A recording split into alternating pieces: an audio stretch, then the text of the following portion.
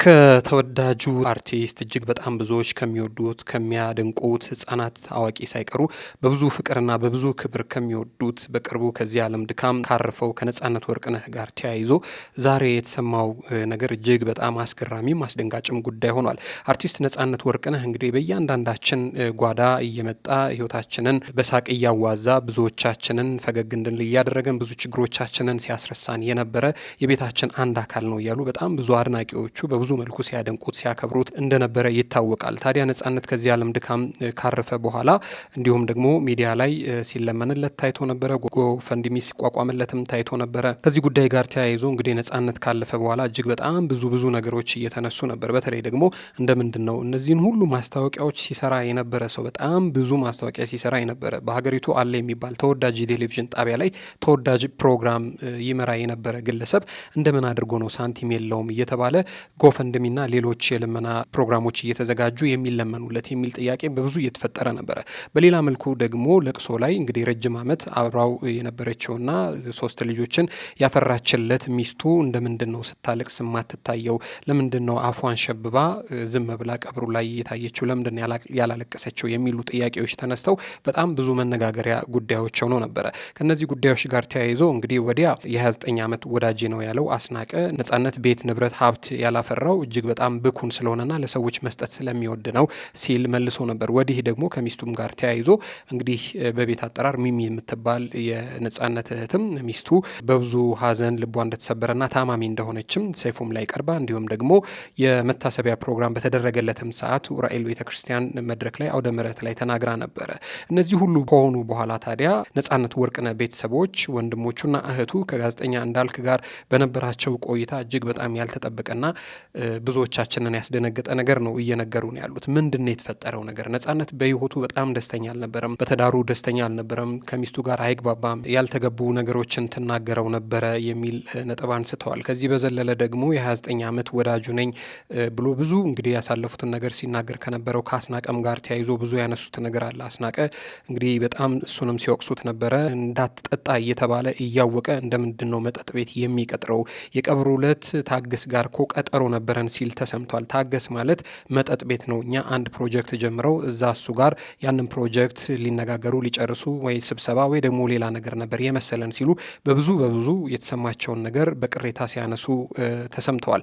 ይህንን ጉዳይ በተመለከተ በዝርዝር ልንነግራቸው ነው። ውድ የጊዜ ሚዲያ ቤተሰቦች እንዴት አላችሁ? በያላችሁበት የዓለም ጫፍ በያላችሁበት የሀገር ጥግ ሁሉ ሰላም፣ ፍቅር፣ ጤና ትሆኑ ዘንድ ዞትራ ምኞታችን ነው። እስከ ፕሮግራማችን ፍጻሜ ድረስ አብራችሁን ከቆያችሁ ይህንን ጉዳይ ባለፍ ገደም ልንነግራቸው ወደን ነው። ዋና የተባሉ አንኳር ነጥቦችን እያነሳን እስከ ፕሮግራማችን ፍጻሜ ድረስ አብራቸው ቆዩ። ከዚህ ቀደም ከነጻነት ወርቅነህ ጋር ተያይዞ በልባቸው የነበረ ጥያቄ ከነበረ ቤተሰቦቹ ካነሷቸው ሀሳቦች መካከል አንኳር ያልነውን እየመረጠን ልንነግራቸው ወደን ነው። አብራችሁን ቆዩ።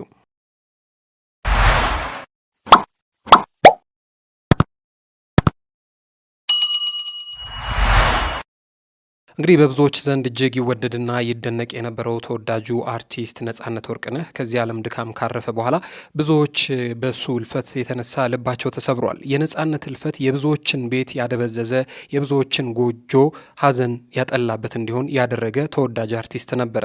ነጻነት የአድናቂዎቹንም ብቻ ሳይሆን የወዳጆቹንም የዘመዶቹንም የህይወት ኑረታቸውን ያደበዘዘ ጉምቱ የኪነ ጥበብ ሰው ነበር። ነጻነት ከጓደኝነት መካከል ስለጎደለባቸው ብዙዎች ጓደኝነታቸው እንደደበዘ ይናገራሉ።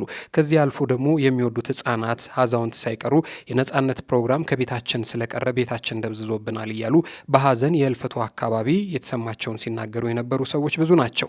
ነጻነት ወርቅነህ ከዚህ ዓለም ድካም ባልተጠበቀ ሰዓትና ወቅት ማረፉ ረጅም ጊዜ ለሰራበት ቴሌቪዥን ጣቢያም ሆነ ለቤተሰቦቹ የፈጠረው የድንጋጤ ስሜት መቼም የሚረሳም ከአንጀታቸውም የሚወጣ አይደለም። ነጻነት ወርቅነህ ከዚህ ዓለም ድካም ካረፈ በኋላ ታዲያ እጅግ ባልተጠበቀ መልኩ ሲለመንለት መታየቱ በብዙዎች ዘንድ ብዙ ጥያቄ ፈጥሯል። ብዙ ማስታወቂያዎችን ሲሰራ የነበረ ለረጅም ጊዜ በብዙ ሰልፎችና በብዙ መጨናነቆች የታዩ ቲያትሮች የነበሩት ሰው እንደምን አድርጎ ነው በአደባባይ የሚለመንለት የሚሉ ጥያቄዎች በስፋት ሲነሱ ነበረ። እነዚህ ሁኔታዎች በእርግጥ በማህበረሰቡ በተለይ ደግሞ በአድናቂዎቹ ዘንድ ብዙ ግሬታን ፈጥረዋል። ምክንያቱም ነጻነት የሚታየው ብዙ ማስታወቂያዎችን ሲሰራና በተወዳጁ የቴሌቪዥን ጣቢያ ፕሮግራም እጅግ በጣም በአስገራሚ መልኩ ሲመራ ነው። እንዲህ ላለው ጥያቄ ግን በዋናነት በ29 ዓመት ወዳጁ በሆነው ሰው ሲገለጥ የነበረው መልስ ነጻነት በተፈጥሮ ሰጪ ስለሆነ እርሱ ሀብት ንብረት ከማከማቸት ፎቅ መኪና ከመግዛት ይልቅ የሚያስደስተው ለሰዎች ብር መስጠት ነው። ለዚህ ነው ነጻነት ገንዘብ መያዝ ያልቻለው የሚል መልስ ተሰጥቷል። ነጻነት ብር ባይኖረውም የህዝብ ፍቅር አለው። ነጻነት ሀብት ንብረት አያሳስበውም። እሱ የሚያሳስበው የተቸገሩ ሰዎችን ብር ሳይሰጥ ውሎ ማደሩ ነው ይላል። ከዚህ ጎን ለጎን ታዲያ ነጻነት እንደምን አድርጎ ነው እዚህ በብር እየሰራ የሰራውን ብር ወደ ዶላር እየቀየረ ወደ አሜሪካን በመላክ ቤተሰቦቹን የሚያስተዳድረው የሚለው ጥያቄ ሲነሳም እርግጥ ነው እርሱ በብዙ ልፋትና ትጋት እየሰራ በወር ወደ 2000 የአሜሪካ ዶላር አካባቢ እየላከ ልጆቹን ማስተማሩ በብዙዎች ዘንድ ብዙ አድናቆትን ችሮለታል። እንዴት ያለ ብርቱ፣ እንዴት ያለ ሚስቱንም ልጆቹንም ወዳጅ ነው እዚህ በብር እየሰራ ወደ ዶላር እየቀየረ ወደ ውጭ ሀገር የሚልከው በሚል ብዙ አድናቆትን ሲያሰጠውም ቆይቷል። እርግጥ ነው እንዲህ ያለው ጉዳይ የተገላቢጦሽ ነው። ለወትሮው ውጭ ያሉ ሰዎች በዶላር ወደ ሀገር ቤት እየላኩ ዶላሩ ወደ ብር እየተመነዘረ ቤተሰቦቻቸውን ሲያስተዳድሩ ነው ያየነውም የሰማነውም የምናውቀውም ታሪክ ይህንን ነው። ነገር ግን እዚህ በብር የተሰራው ብር ወደ ዶላር እየተቀየረ አሜሪካን ሀገር የሚኖሩ ቤተሰቦችን ማስተዳደር ስንሰማ ለብዙዎቻችን የመጀመሪያችን ነበር። ይህ በእንዲህ እንዳለ ታዲያ ጥቂት የማይባሉ ሰዎች እንደምን አድርጎ ነው ታዲያ ነጻነት ልጅና ሚስቶችን ትቶ ተለያይቶ የሚኖረው የሚል ጥያቄ ሲያነሱም ተሰምተው ያውቃሉ። ይህንን ጉዳይ በተመለከተ ግን ባልና ሚስቶች ወደው ፈቅደው ያደረጉት ጉዳይ የመሰለን ብዙዎቻችን ነን። እንደ ቤተሰቦቹ ንግግር ከሆነ ግን ነገሩ እጅግ ያልተጠበቀ ጉዳይ መሆኑ ብዙዎቻችንን ያነጋገረና ያስደነገጠ ጉዳይ ሆኗል። ነጻነት በትዳሩ እጅግ ደስተኛ ያልሆነና ሚስቱም ቢሆን ለእርሱ ክብርም ሆነ ፍቅር የሌላት ሰው እንደሆነች መነገሩ እጅግ አስደንጋጭ ጉዳይ ሆኗል። ነጻነት ከመሞቱ 4 ዓመታት በፊት ቤተሰቦቹን ለመጠየቅ ወደ አሜሪካን ሀገር ከሄደ በኋላ ቤት ውስጥ ወድቆ ወደ ሆስፒታል ከተወሰደ በኋላ አንድም የሚያስታምመው ሰው እንዳልነበረና ሰው ይናፍቅ እንደነበር ለእህት ለወንድሞቹ መናገሩ የሚያስቆጭ ጉዳይ ሆኖ ነበረ። እንደምንድን ነው እንዲህ ያለው ጉዳይ በሕይወት እያለ በደንብ ያልተነገረውና ያልተሰማው? ለምንስ ታዲያ እንዲህ ካለው ትዳር ራሱን እንዲያገል አላተደረጋችሁትም የሚል ጥያቄ አሁንም ለቤተሰቦቹ እየተነሳ ይገኛል። ቤተሰቦቹ 3 ወንድሞቹና 1 እህቱ ከጋዜጠኛ እንዳልክ ጋር በነበራቸው ቆይታ ከነጻነት ሕይወት ጋር ተያይዞ ያነሱት ሀሳብ እጅጉን አስደንጋጭ ሆኗል። ነጻነት ወርቅነህ በትዳሩ ደስተኛ እንዳልነበር የነጻነት እህት ትናገራለች። የነጻነት ወርቅነህ ቤተሰቦች በተለይ እህቱ ሚሚ ወርቅነህ ነጻነት የዛሬ 4 ዓመት ወድቆ ሐኪም ቤት ሲሄድ አይሲኤምሲ ሆስፒታል የአንጀት መድማት ነው አሉኝ ብሎ ነግሮኝ ነበረ ትላለች። አሜሪካን ጥሩ ሕክምና አለ ሂዳል ነው። አሜሪካ ሄደ። አሜሪካ ሄዶም ሚስቱ ቤት ውስጥ ወደቀብኛለች። አሜሪካ ያልተመቻቹለት ነገሮች ነበሩ። ከዛ ተመልሶ መጣ። ከአሜሪካን የተመለሰው በጣም ከፍቶት ነበር። ስናገኘው ሲሄድ እንደነበረው አልነበረም። እጅግ ተጎሳቁሏል። በጣም ከስቶ ነበረ። ጠቁሯል። ጉበቱ እንደታመመ የተነገረውም አሜሪካ ሀገር ነው። አሜሪካን ሀገር ከሚስቱ ጋር ተጋጅተው ለእኔ ደወለልኝ። ስመጣ የምናወራው ነገር አለኝ አለኝ። ሲመጣ ስመለከተው በጣም ጠቋቁሮ የሚያሳዝን ሰው ሆኖ ወንድሜን አልመስላለኝ። ተመልሼ ወደ አሜሪካ በጭራሽ አልሄድም አለኝ። ይህ ነገር እጅጉን አሳሰበኝ። በትዳሩ ደስተኛ አልነበረም። የሚስቱ እናት እዚህ ሆና አንዳንድ ያልተገቡ ነገሮችን ለልጇ ማለትም ለሚስቱ ታቀብላለች። አሜሪካን ሀገር ላይ ሚስቱ በጭራሽ አትረዳውም። የራሷንና የልጆቿን ምግብ ሰርታ በሚያሳዝን መልኩ ነጻነትን ራስህ ተነስተ ምግብህን ሰርተ ብላ ትለው ነበረ። ይህ ለባል የሚገባ ነገር አይደለም። ህንድ ሀገር ለሕክምና የሄድን ጊዜ ሚስቱ ደውላ ስለ ጤንነቱ ሳይሆን የምትጠይቀው ስለ ቤት መግዛት ነበረ። የሚገርመው ትላለች እህቱ፣ የሚገርመው እኔና እሱ ወደ ህንድ ከመሄዳችን ከቀናት በፊት ሚስቱ ልጆቹን ይዛ ወደ ሀገር ቤት መጣች። ታዲያ ወደ ህንድ ልንሄድ እንደሆነ እያወቀች እንኳን አብረን እንሄድ ላስታምህ አላለችውም። ይልቁንስ አብሮ ሄዶ ላስታምህ ከማለት ይልቅ እዚህ ስለሚገዛ ቤት ታስጨንቀው ነበር። ቤት እንግዛ ትለው ነበር። ታዲያ በብድር ያለ ሰው ታሞ ያለ ሰው ቤት ነው ሊገዛ የሚገባው ወይንስ ደግሞ ስለ ጤንነቱ ነው ሊታሰብ የሚገባው እያለች ትጠይቃለች። በየወሩ የሚልክልኝ $2000 አይበቃም አይጠቅመኝም ብላ ስታማረር ነበር። $2000 ወደ ኢትዮጵያ ብር ሲመነዘር አሁን ባለው የምንዛሬ ዋጋ ከ300 ምናምን ሺህ ብር በላይ ነው።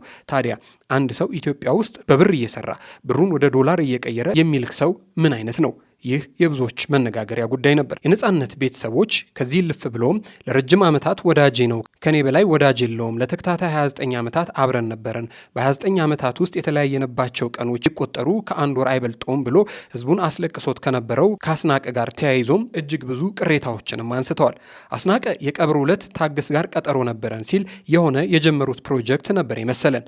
ነገሩ ሲቆይን የገባን ለካ አስናቀ ታገስ ጋር ብሎ ያለው መጠጥ ቤት ነበረ። እኛ በጭራሽ መጠጥ ቤት አልመሰለንም ነበር። ይህ እጅግ በጣም ነው የሚያሳፍረው። አስናቀ ደውሎልኝ ነፂ መኪና ሲገዛ ሸሸኝ እኮ ብሎ አለኝ። እንግዲህ ነጻነት እሱን በሚወደው ልክ ማንንም የሚወድ ሰው ያለ አይመስለኝም። ታዲያ በዚህ ልክ ለሚዋደዱ ሰዎች መኪና ሲገዛ ሸሸኝ ተብሎ እንዴት ይነገራል? ነጻነት መኪና የለውም ያለው ለጎፈንድሚ እያመቻቸው ስለነበር ነው። ነጻነት ከተገዛ 8 ወር ያልሞላው መኪና ነበረው። እንግዲህ ሁላቸውም እንደምታውቁት የቀብሩ ዕለት ነጻነት ቤት የለውም፣ ንብረት የለውም፣ መኪና የለውም ሲል ነበረ። ይህንንም የዛኑ የቀብሩ ቀን እንደዚህ እንዳትል ብለነዋል። ይህንን ሲል የነበረው አስናቀ ለጎፈንድሚ ሲያመቻቸው እንደነበረ ግን ገብቶናል ስትል ቅሬታዋን ታነሳለች። በሌላ መልኩ አስናቀ በ29 ዓመታት 1 ወር ብቻ ነው የተለያየ ነው የሚለውን አላምንበትም። መንታ ነኝ ቢልም ችግር የለውም።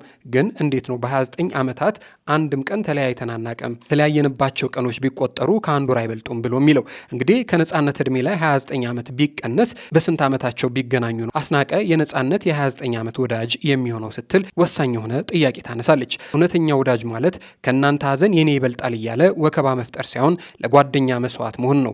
እንዳይጠጣ እንዳይጎዳ ማድረግ ነበረበት። እንግዲህ ከነጻነት ቀብር ጋር ተያይዞ በተሰበሰብን ቁጥር አስናቀ እዚህ ውስጥ ያለሽ ሁሉ እያንዳንድሽ የኔን ያህል የነጻነት ሐዘን አይጎዳሽም፣ እኔን ነው ነጻነት ያጎደለው፣ እኔን ነው የሚጎዳኝ፣ ሐዘኑ የበላኝ እኔን ነው እያለ ሲለን ነበረ።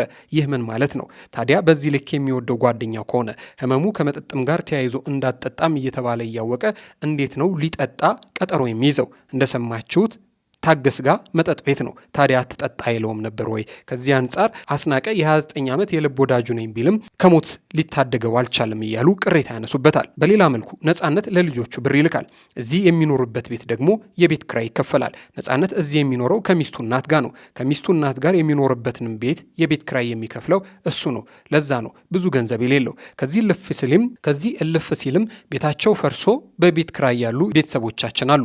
እነሱንም እሱን የቤት ክራይ የሚከፍለው። ታዲያ ነጻነት በዚህ ጉዳይ ነው ብር የሌለው። በእርግጥ ነጻነት ከዚህ ቀደም ብር ነበረው፣ አካውንቱ ግን ከስራ ጋር በተያያዘ ጉዳይ ታግቶበታል። ስለዚህ በወቅቱ በቂ ብር አልነበረው። ነጻነት ከሞተ በኋላ ግን ሰይፉ ላይ ቀርበን እንደሰማችሁት 3 ሚሊዮን ብር የሰጠንን ባለሀብት እናመሰግነዋለን። እውነት ለማውራት ከከባድ ጭንቅ ነው ያዳነን ስትል እህቱ ሚሚ ትናገራለች። አሁን እኔ እስከማውቀው ድረስ ትላለች ስትቀጥል፣ አሁን እኔ እስከማውቀው ድረስ በስሙ ምንም ብር እንዳይሰበሰብ፣ በስሙ ልመና እንዳይደረግ ብለናል። የሰጡ ሰዎች ካሉ ያሳውቁን። እኛ ምንም አይነት ብር በስሙ እንዲሰበሰብ አንፈልግም። እሱም ቢሆን በህይወት እያለ እንዲህ ያለውን ነገር አይፈልገውም። ከዚህ በተረፈ ግን የተሰጠው 3 ሚሊዮን ብር ሐውልቱ እንዲሰራ የሐውልት ምርቃቱና ሌሎች ደግሞ በመቄዶንያ የሚገኙ ወገኖቻችን ደግሞ ለነፍስ ይማር ምግብ እንዲበሉ ወስነናል። የተረፈው ብር ደግሞ ሚስቱ በአካውንት ይግባልኝ ብላለች ስትል እህቱ ትናገራለች። ታላቅ ወንድሙ ወንደሰን ወርቅነህ ታዲያ እሱም ነጻነት በህይወት እያለ ከተነጋገሩ ነገሮች መካከል እጅግ ያስከፉት የነበሩትን ነገሮችም እንዲህ ሲል ይናገራል። አሜሪካን ሀገር ሆስፒታል እያለ አንድም ሰው አጠገቡ አልነበረም። ሰው በመጣ ባለፈ ቁጥር ቀና ብዬ እኔን ነው ወይ እያልኩኛ ያለው። እንደዛ ብዙ ህዝብ የሚያደንቀው ሰው አጥቶ በሰው ሀገር ላይ የሚያስታምመው አጥቶ እንደዛ ሆኖ ወደ ሀገር ቤት ሰው አጥቶ መመለሱ በብዙ እንዳስቆጨው ይናገራል። ሚስቱ እዚህ ከእናቱ ሀገር ተከራይቶ ከሚኖርበት ቤት እንኳን ሳይቀር ብቱቶህንና መጽሐፍህን ይዘህ መሄድ ትችላለህ ብላ እንዳለችውም ነግሮኛል ሲል ይናገራል። ይህንን ጉዳይ በተመለከተም ከወንድሙ ከወንደሰን ወርቅነህ በፊትም ለእህቱ ለሚሚ እንደነገራትም እህቱ ትናገራለች። አሜሪካን ያልታከመበት ምክንያትን በተመለከተ ደግሞ ባለቤቱ ስላልተረዳቸውና እዛ ቆይቶ እንዲታከም ፍቃደኛ ስላልነበረች እንደነበረም ይናገራሉ። ይህ ነው እንግዲህ በጣም ብዙዎቻችንን ያስገረመን ነገር። ነጻነት እዚህ በብዙ ድካምና በብዙ ልፋት እየሰራ ወደ አሜሪካን ብሩን በዶላር እየቀየረ የሚያስተዳድራት ሚስቱ እንደምን አድርጋ ነው የገዛ ባሏን ማስታመም ያልወደደችው ያልፈቀደችው የሚል ጥያቄ እየተነሳ ይገኛል። በዙሪያ ያሉ ጓደኞች ጥሩ ምቾት እየሰጡኝ አይደለም ብዬ ከዚህ ቀደም መክሬው አውቃለሁ። ዝም ብዬ ስጠረጥር አጠገቡ ያሉ ሰዎች አብረው ዝም ብለው የሚያንቧቸሩ የሚያስጠጡት፣ መጨረሻ ላይም ከጠጡ በኋላ እሱን ሂሳብ የሚያስከፍሉት እንጂ ተው የሚሉት ሰዎች አይደሉም። ከዚህ አንጻር በዙሪያ ያሉ ጓደኞችህ ምቾት አልሰጡኝም እያልኩ ከአንድም ሁለቴ ተቆጥቼውም መክሬውም አውቃለሁ ይላል ታላቅ ወንድሙ። ነጻነት በዙሪያዬ ብዙ ሰዎች አሉ፣ ሰው ግን የለኝም ብሎኝ ያውቃል። ይህ እጅግ በጣም ልብ የሚሰብር ነገር ነው። እውነተኛ ጓደኛ ነን የሚል ሰው ካለ ነጻነትን ሊያግዘው ይገባ ነበረ። መጠጥ ችግሩ እንደሆነ እያወቀ እንዳይጠጣ ሊከላከለው ይገባ ነበር። አስናቀ እኛን ሁላችሁም ከኔ በላይ አልተጎዳችሁም እያለን አንድ ሁለቴም ሲወቅሰን ነበረ። ታዲያ ከወንድምና ከእህት በላይ እንደምን አድርጎ ነው እሱ ሊጎዳ የቻለው? ለነጻነት የሚያስቡ ጓደኞች ቢኖሩት ኖሮ ለህይወቱ የሚጠነቀቁለት በሆነ ነበር። ዛሬ ባላጣነው ነበር፣ ግን አብረውት ይጠጡ ነበር። እሱ አብረውት ይጠጡና ግን ሂሳቡን ያስከፍሉት ነበር ሲል ታላቅ ወንድሙ በጸጸት ስለ ነጻነት ይናገራል። ሌላኛው ደግሞ ስለ ሁኔታው ምስክርነት የሰጠው ታናሽ ወንድሙ ኤርሚያስ ወርቅነህ ነው። ትክክለኛ ጓደኞቹን አላየናቸውም ይላል። ጓደኞቹን በተመለከተ ለገጽታ ግንባታ የሚሰሩትን ግን እያንዳንዱ ሚዲያ ላይ ቀርበው አይተናቸዋል። ወዳጅ ነን፣ የረጅም ጊዜ ጓደኛሞች ነን ለማለት የተናገሩትን ሁሉ ሰምተናል። በሕክምና ላይ የነበሩ ሰዎችን ግን አላመሰገናቸውም። ለምሳሌ ተዋናይት ኤልሳቤጥ ቀጮ እንዲሁም ደግሞ ባዩሽ ከበደ ሚጡን በጭራሽ ሲመሰገኑ አላየንም። እነሱ ግን ሕክምና ላይ የከፈሉትን ዋጋ እኛ እናውቃለን። አስናቀ ነጻነትን የሚመጥን ንግግር አይደለም እየተናገረ የነበረው። ይህ ያሳፍራል። የነጻነት ሰርግ ላይ አስናቀ ግን በጭራሽ አልነበረም። እንደነበረ ነበር ሲያወራ የነበረው። ከእናት በላይ እኔ ያውቀዋለሁ እቀርበዋለሁ ሲለን ግን እጅጉን እየገረመን ነበር። ታዲያ አስናቀ ነጻነትን ከእናት በላይ የሚያውቀው ከኛም በላይ የሚቀርበው ከሆነ እንደምን አድርጎ ነው ሲጠጣ ተው ብሎ ያልተቆጣው ሲሉ ቅሬታቸውን ያነሳሉ። የነጻነት ወርቅነህ ቤተሰቦች ጋዜጠኛ እንዳልክ ጋር ቀርበው የዘረገፉት ይህ ሁሉ ጉድ ብዙዎችን አስደንግጧል። ከዚህ ጉዳይ ጋር ተያይዞ ታዲያ ጋዜጠኛ እንዳልካቸውም ቢሆን ወደ ሚዲያ ከመምጣቱ በፊት እስኪ በጠረጴዛ ዙሪያ ቁጭ ብለን እንነጋገር ብሎ ብዙ ነገሮችን እንደሞከረ፣ ቤተሰቦቹ ግን በተለይ እህትና ወንድሞቹ እኛ ወደ ሚዲያ የምንመጣው ልንነጋገርና ልንመካከር ሳይሆን ይህንን ህዝብ የማያውቀውን ጉድ ለመናገር ነው ብለው እንዳሉትና መጨረሻ ላይም ከነሱ የመጣ ጉዳይ ስለሆነ ችግር የለም ብሎ ወደ ሚዲያ እንዳቀረበው ተናግሯል። ይህ እጅጉን የሚያሳዝን ጉዳይ ነው። የብዙዎቻችንንም ልብ የሰበረ ጉዳይ ነው። እዚህ ጋር ነው ታዲያ ብዙዎች በወቅቱ ሲጠይቁ የነበሩት ጥያቄ የተመለሰልን አሁን ነው ሲሉ የነበሩት። ይህ ታዲያ በነጻነት የቀብር ስነ ስርዓት ጊዜ የልጆቹ እናት ሚስቱ ስታለቅስ አልታየችም፣ ይልቁንስ አፏን በጨርቅ ሸብባ ምንም እንዳልተፈጠረ ቁልጭ ቁልጭ እያለች ስታይ ነበረ። ለምንድን ነው ማታለቅሰው የሚሉ ጥያቄዎች በሰፊው ይነሱ ነበረ። አሁን ነው ነገሩ የገባን የተገለጠልን እያሉ ብዙዎች እያነሱ ይገኛሉ። በሌላ መልኩ ታዲያ የነጻነት ቤተሰቦች ሚዲያ ላይ ወጥተው ይህንን ሁሉ ጉድ በዘረገፉት ልክ ደግሞ በተቃራኒው ምን አለ ወደ ሚዲያ ባይመጡ፣ ምን አለ ለልጆቹ ስሜት ቢጨነቁ የሚሉም ደግሞ ሀሳቦች እየተነሱ ይገኛሉ። ታዲያ ነጻነት ካለፈ በኋላ ይህንን ሁሉ ወደ ሚዲያ ይዞ መምጣት ለነጻነት ምንድን ነው የሚበጀው? አሁን ምን ተፈልጎ ነው ወደ ሚዲያ የተመጣው የሚል ጥያቄ እነሱም ደግሞ በሌላ ወገን ያሉ ሰዎችም አሉ። እንግዲህ እንዲህ ያለውን ጉዳይ ከሁለት ወገን ደግሞ ካልሰማን አናምንም የሚሉም ደግሞ ሰዎች አሉ። እርግጥ ነው ነገር ግራ ቀኝ ሲታይ ነው መልካም የሚሆነው። ትክክለኛም ፍርድ የሚሰጠው ከሚስትም ወገን ሲሰማ ነው። ወዲህ የባል ወገን በተለይ ወንድሞቹና እህቱ የሚሰማቸውን እናውቃለን ያሉትን ነገር ከአስከፈ ተናግረዋል። በሚስትስ ወገን ያለው ነገር ምንድን ነው? ሚስት በዚህ ልክ ወዳ ፈቅዳ ያገባቸውንና 3 ልጅ የወለደችለትን ብዙ ሕዝብ የሚወደውን የሚያፈቅረውን ተዋናይ ለምን ጠላችው? እንደተባለውስ ለምን ገፋችው? የራሷ የሆነ ምክንያት ሊሆኑ ይችላል። ቢሆንስ ያ ምክንያት ግን ምንድን ነው? ይህ አሳማኝ ነገር ሊሰማ ይገባል።